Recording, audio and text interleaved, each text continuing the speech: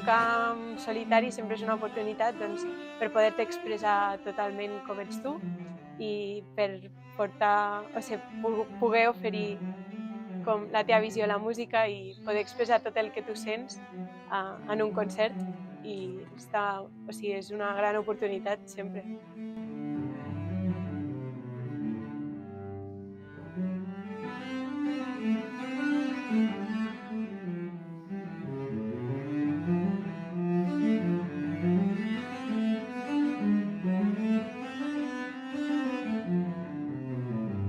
Cada obra té un caràcter diferent, però sempre, cada obra és especial en la seva manera també de transmetre-la al públic.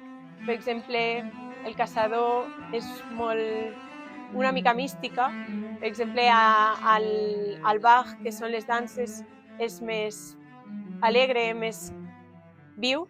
Depèn de l'obra, té el seu sentiment.